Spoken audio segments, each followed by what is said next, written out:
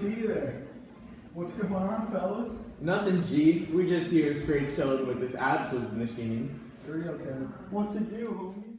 The purpose of this lab is to find the relationship between the theoretical and the actual values associated with an Atwood machine, namely the acceleration and the tension. In order to do this, two masses are selected, one of 0.1 kilograms and one of 0.2 kilograms. The theoretical calculations using Newton's second law, sigma F equal ma, are then performed to calculate the acceleration and the tension. Then, an actual Atwood machine is constructed, and using a video recorder and a meter stick, the actual acceleration and tension are found. To find these values, the kinematics equation that was used was delta y equals vi delta t plus 1/2 a delta t squared. The initial velocity, vi, was 0, so the vi delta t term is 0. So, the equation is rewritten as a equals 2 delta y over delta t squared. Then tension is again found using Newton's second law, sigma F equals ma. The results found were that the theoretical acceleration and tension were 3.27 meters per second squared and 1.31 newtons, respectively, while the actual values were 3.04 meters per second squared and 1.28 newtons, respectively. These values produce a percent difference of 7.04% for acceleration and 2.29% for tension. These values are within experimental error. The most likely reason that the values differ is that the theoretical values imply a frictionless, massless string and a frictionless, massless pulley, which are not reality. That's sick, but why? Background. The equations used for the calculations and experiment were only one. The net force equals mass times acceleration, which is also Newton's second law. The connections to Newton's first law of motion, which is that uniform motion is the natural state of an object, essentially saying that an object with no net force acting on it will either remain at rest if it's already at rest, or travel in a straight line constant velocity motion if it's already in motion.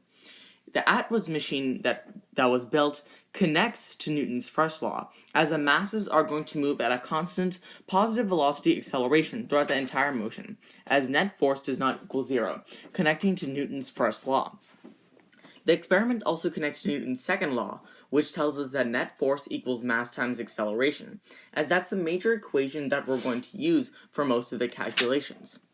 The Atwood machine has masses that move in opposite directions, so the net force equals mass times acceleration is important in finding the system's acceleration.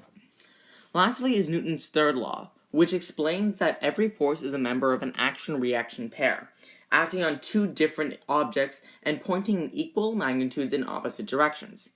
Although often said as, for each action there is an equal and opposite reaction, that really leaves out the important part that the action-reaction pair acts on two different objects. This experiment relates to Newton's third law of motion, as the tensional force on the string is in the opposite direction of the weight of the object. This can also be seen as the two masses are going to move in opposite directions, one going up and the other going down, and they're also going to go in equal distances, equal magnitudes. Based on all of the background and equations, a hypothesis was constructed, as based on the knowledge of Newton's laws and the theoretical calculations of acceleration and tension, the system's acceleration will be 3.27 meters per second squared, and the tension of the string will be 1.31 newtons. Sick. Let me see how the shizzle works, you feel? Nah, bruh. You first got to know how it's built.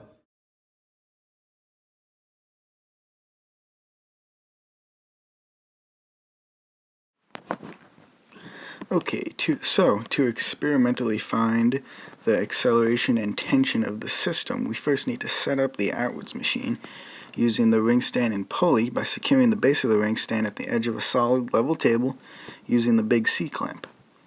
Next, we need to secure the pulley on the ring stand about 75 centimeters above the height of the table. Make sure that it is secure and level, of course. Next, tie the weight of each mass to the fishing line, and place the fishing line and weight system on the pulley, being sure to hold it in place so that it does not move, because if you let go, it will probably go flying. Next, tape the two meter sticks together side by side and place them vertically behind the Atwood machine, so that when you're looking at the Atwood machine through the video recorder, you can see the displacement of the two blocks using the meter sticks. Next, take a video of the motion of the weights on the Atwood machines by holding them so that their vertical positions start equal to each other, and then release them to record their natural motion.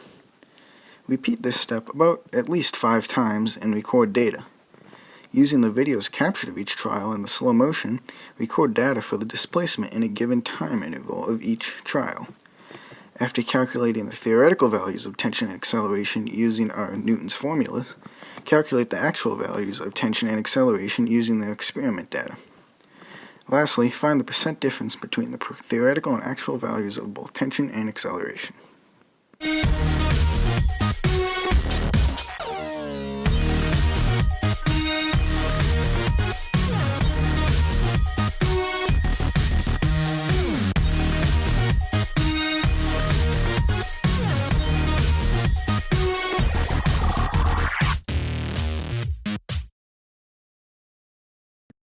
Oh, no way. I'm really feeling them. Yeah, you're feeling it. Check out these calculations.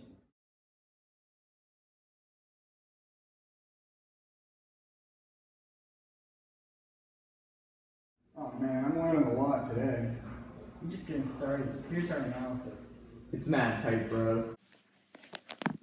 The raw data gathered in this lab was that the acceleration was 3.04 meters per second squared for the actual Atwood machine, whereas the theoretical was 3.27 meters per second squared. The tension had an actual value of 1.28 newtons, with a theoretical value being 1.31 newtons. The theoretical calculations are shown below.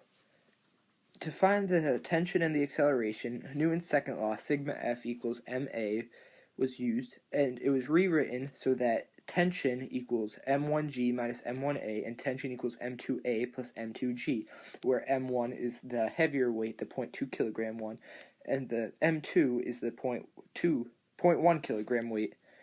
Then the equations were set equal to each other, and the value of a was solved in terms of g, m1, and m2.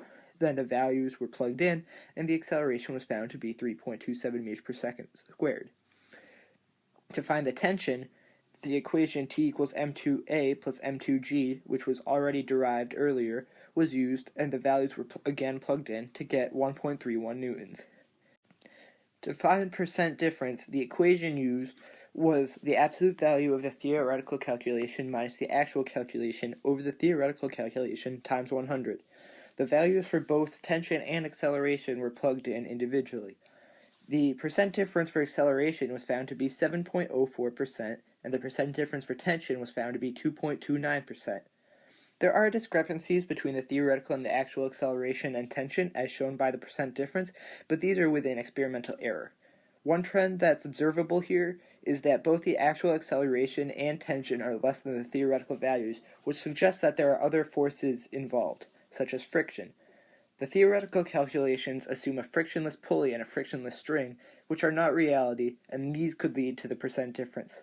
Alright, time to wrap this up. I gotta get out of here. Alright, 6 piece, bro. Get you on the floor, homie.